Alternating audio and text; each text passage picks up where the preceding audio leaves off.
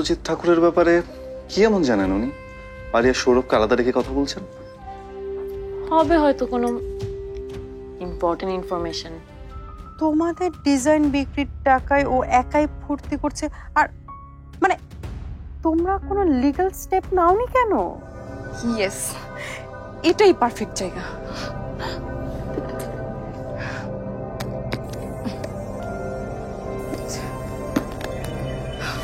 আমার না বিশ্বাসই হচ্ছে না, সবকিছু কেমন যেন নিজে নিজেই ঠিক হয়ে যাচ্ছে। মনে হচ্ছে কে যেন এসে নিজে হাতে সবকিছু ঠিক করে দিচ্ছে। রিয়া সৌরভ নতুন জীবন শুরু করছে, তুমি আর আমি আবার এক হচ্ছি। আর সবচেয়ে সুন্দর খবরটা কি জানো? ভাই আর ভাবির ঘরে একটা ফুটফুটে বাচ্চা আসছে। বিষয়টা এখন তোমার বাবার চাওয়া বা না চাওয়ার মধ্যে নেই ইরফান। অনেক আগে এই 5 কোটি টাকা জোগাড়ের বিষয়টা আমি নিজের সাথে নিজের লড়াই হিসেবে নিয়েছি, কিন্তু আমাকে বারবারই শূন্য হাতে ফিরে আসতে হয়েছে। প্রত্যেকবারই কেউ না কেউ আমাকে হারিয়ে দিয়েছে,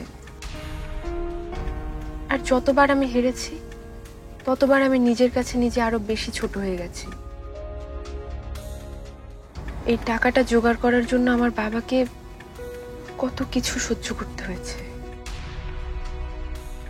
এই টাকাটা আমাকে অর্জন করতেই হবে ইরফান,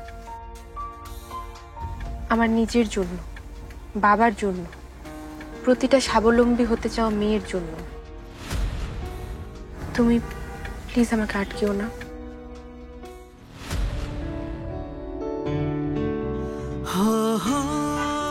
আমি সব সময় সব পরিস্থিতিতে তোমার পাশেই থাকতে পারি।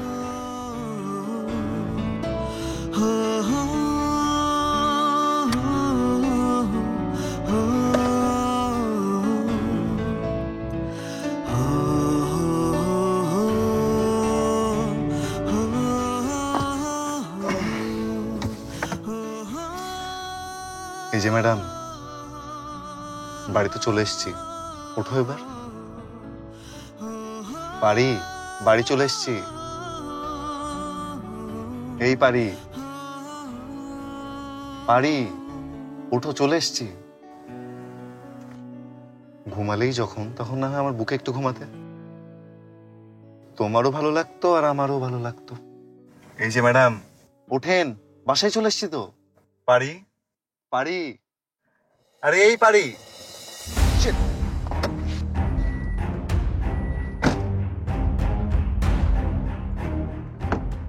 পারি, পারি, এই পারি, পারি কি হয়েছে?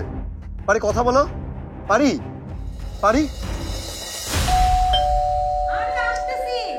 এতবার কেউ বেল বাজায় কে রে? পাগল হয়ে গেছে। ছোট ভাবি, সরো সরো, সাইড দাও। ছোট ভাবি কি হয়েছে? কি হয়েছে ছোট ভাবি?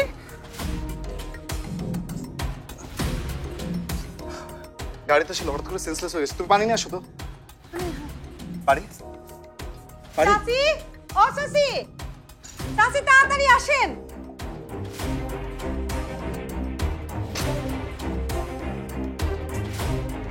কেমনে কি হলো ভাইজান? পারি, অ্যাক্সিডেন্ট হয়েছে নাকি? আরে না না, অ্যাক্সিডেন্ট না, গাড়িতে হঠাৎ করে আমি ডাকতে। ছোট ভাবি, ও ছোট ভাবি, ছোট ভাবি, ও ছোট ভাবি।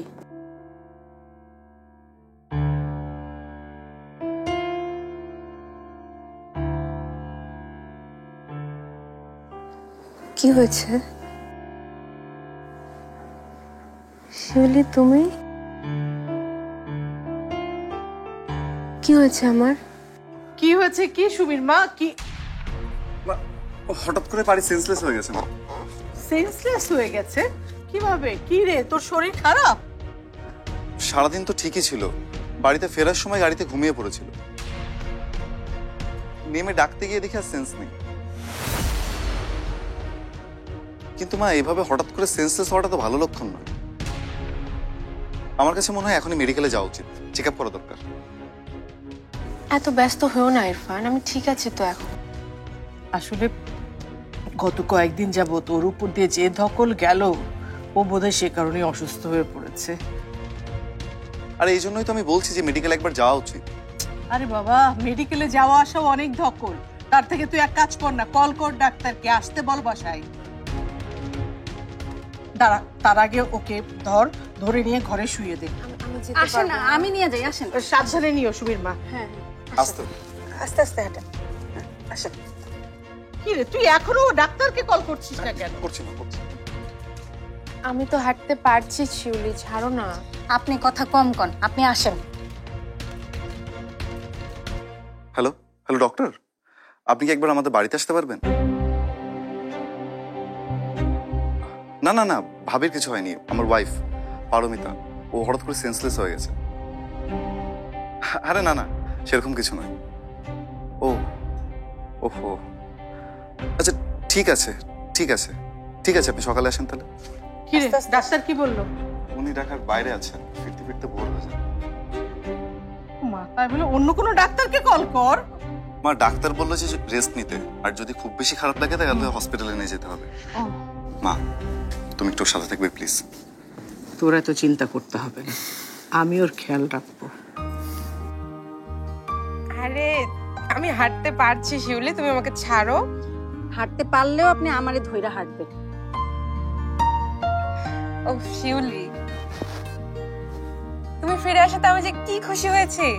আমি তো ভেবেছিলাম তুমি রাগ করে আর আসবেই না। আসতাম না তো, কিন্তু ছোট ভাইজান ফিরে আসছে শুই না আর থাকতে পারলাম না। আর আসার পরে শুনি এই বাসার সবাই নাকি আপনাকে বিয়ার আয়োজন করতেছে। এটা শুনে যে আমার কি খুশি লাগতেছে। আমি তো এই সুদিনটা দেখার জন্য অপেক্ষা করছি এতদিন। কিন্তু এর মধ্যে আপনার আবার কি হইলো?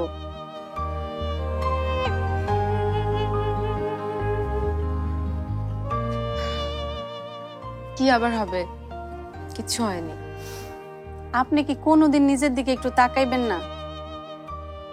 মানুষের জন্য করতে করতে নিজেরে বিলাই দিতেছেন, এরপরেও কইতেছেন কিচ্ছু হয়নি। এখন কি খাইবেন কন? স্যুপ কইরা দিমু? কিচ্ছু লাগবে না শিউলি, তুমি একটু আমার পাশে বসো তো, তোমার সাথে একটু কথা বলি। কতদিন মনের কথা কাউকে বলতে পারি না খুলে, তোমার সাথে তো সব বলতাম। সুমি কেমন আছে? ওকে সাথে করে নিয়ে আসলেই পারতে।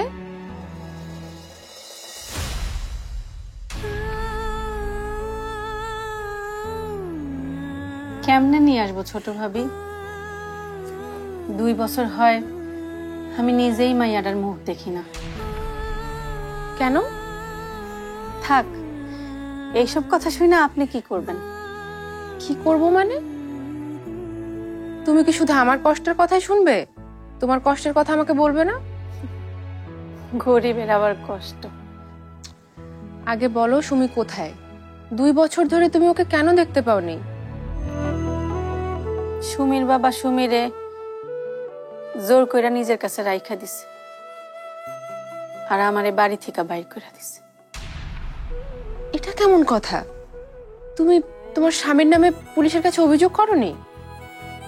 কি লাভ অভিযোগ কইরা? আমরা গরিব মানুষ, মামলা চালামো কি দিয়া? তারপর একটা ভালো উকিল পাইছিলাম, সেই উকিল কইছে 5 লাখ টাকা লাগবো, তাহলে সুমিরে আমার কাছে আইনা দিব। সেই জন্যই তো এই বাড়িতে এসে উঠছি, টাকা জমাবো। টাকা জমায়া ওই উকিলকে দিব, তারপরে ওই শয়তান বেটার শাস্তি হইব। আর আমার সুমি আমার কাছে ফিরাইব। তুমি এসব আমাকে আগে কেন বলনি? আপনি নিজের উপর দিয়ে যা যাইতেছিল, তার মধ্যে আমার কথা বলে কি আপনি নিজেরে ঠিক রাখতে পারতেন? না, কাজটা তুমি মোটেও ঠিক করনি। আমি কি তোমার এতই পর? কোনো না কোনো ভাবে তো আমি তোমাকে সাহায্য করতে পারতাম। আচ্ছা, কইরেন সাহায্য, এখন আমার কথা থাক। ছোট ভাবি, আপনার জন্য আমার অনেক খুশি লাগতেছে। শেষমেশ আপনি আর ছোট ভাইজান এক হইতেছেন।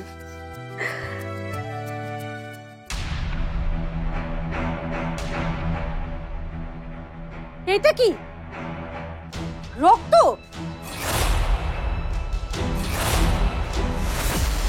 এই শিউলি, রাতের বেলা চেঁচামেচি করে বাড়ি মাথায় করো না, সবাই দুশ্চিন্তা করবে। আশ্চর্য, দুশ্চিন্তা করবো না কেন? রক্ত বাইরেতেছে, দেখি রক্ত কোথা থেকে আসলো। আল্লাহ, ছোট ভাবি কান দিয়ে তো রক্ত পড়তেছে। কি হয়েছে? আপনার কানে কোনো জায়গায় ব্যথা ট্যাথা পাইছেন? না, ব্যথা তো পাইনি। তাহলে কেমনে কি হলো? আচ্ছা আমি যাই, ছোট ভাইজানের এখনই যাই জানাইতেছি। আরে শিউলি, ডাক্তার তো আসবেই সকালে। ইরফান, মা, ওরা এখন জানলে আবার তোমার মতো ভয় পেয়ে চেঁচামেচি শুরু করবে। পরে দেখা যাবে সেরকম কিছুই হয়নি। অনেক সময় দুশ্চিন্তা থেকেও এমন হতে পারে। আর দেখো, আমি একদম সুস্থ আছি।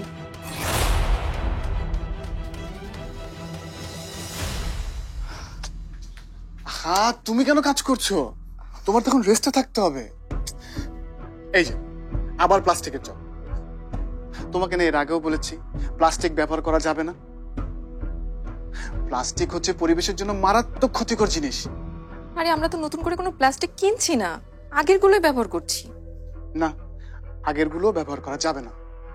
নো প্লাস্টিক ক্যাম্পেইনে সবাইকে উৎসাহিত করতে হবে। আজ হয়তো মনে হচ্ছে তোমার কোনো ক্ষতি হচ্ছে না, কিন্তু এই প্লাস্টিকের ছোট ছোট কণা আমাদের শরীরে গিয়ে জমা হচ্ছে, আমাদের স্বাস্থ্যের যে কি ক্ষতি করছে। আর এখন তো তুমি তোমার শরীরের মধ্যে আরেকজনকে বড় করছো। সো তার সুরক্ষা সবার আগে। দাও আমার কাছে দাও।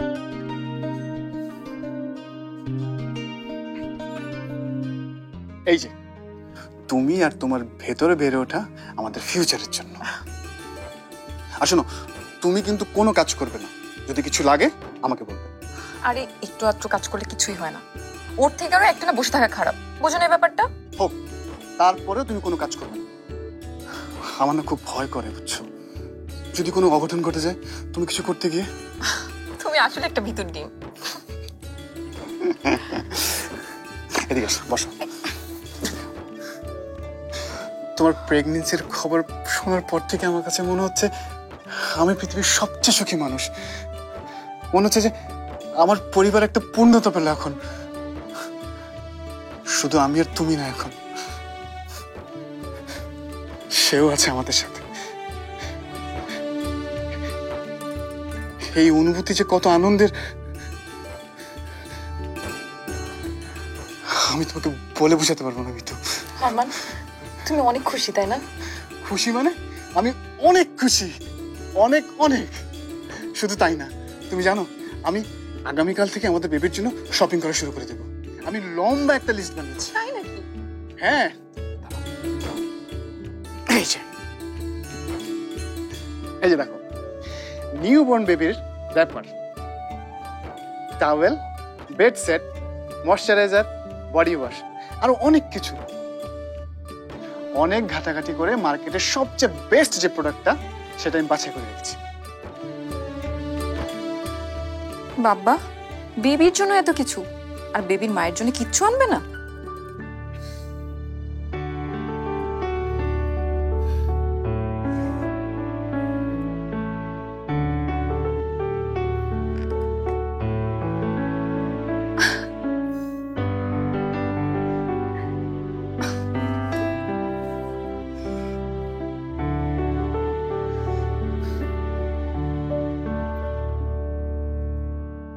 এত সুন্দর একটা খবর দেওয়ার জন্য এই উপহার তোমার।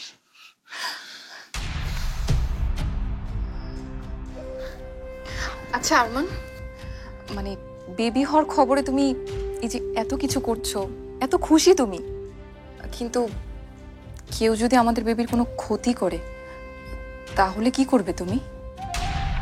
আশ্চর্য, বেবির ক্ষতি কেন কেউ করবে? ধরো কেউ করলো, তখন? ক্ষতি করা তো দূরে থাক, ক্ষতি করার কথা কেউ ভাবলেও তাকে আমি একদম শেষ করে ফেলবো। আচ্ছা, এসব হাবিজাবি কথা বাদ দিয়ে এখন ঘুমাতো।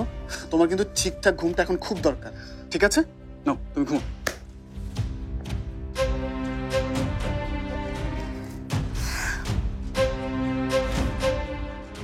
দেখবো আরমান, কাল তুমি পারমিতার কি হাল করো। উফ, ভাবতেই আমার কলিজাটা ঠান্ডা হয়ে আসছে।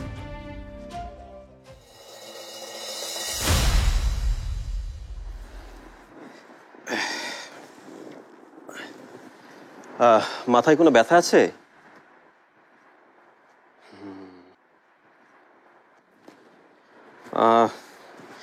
আপনার বিপি ঠিকই আছে, তবে আপনার মাথায় কতটা জোরে আঘাত লেগেছে আর ইন্টারনাল ড্যামেজ হয়েছে কিনা সেটার জন্য কিন্তু এক্সরে করতে হবে। আমি আজই এক্সরেটা করিয়ে নেব। কাল তাহলে অজ্ঞানটা হয়ে গেল কেন? ওটা মনে হচ্ছে অতিরিক্ত স্ট্রেসের কারণে হয়েছে, তবুও এক্সরেটা কিন্তু করাতে হবে, আর তাহলে আমরা নিশ্চিত হতে পারবো আর কি, বুঝতে পারলেন? আচ্ছা, তাহলে আজ আসি।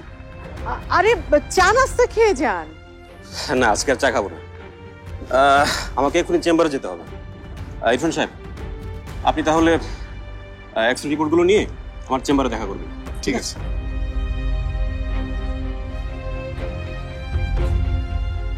পারি, তুমি তাহলে রেডি হয়ে থেকো, আমি অফিস শেষ করে এসে তোমাকে পিক করবো, কেমন?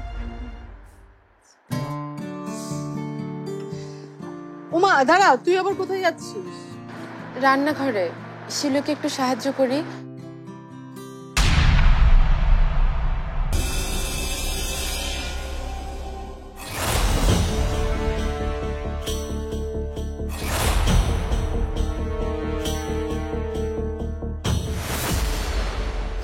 মা! কি হলো? ভাবি, মিতু, মিতু, কি হলো? কি কি হয়েছে ভাইয়া? ভাইয়া কি হয়েছে? মিতু, ভাবির কি হয়েছে? যে তোমার এই ক্ষতি করেছে তার পাওনা আমি তাকে বুঝিয়ে দেবই দেব।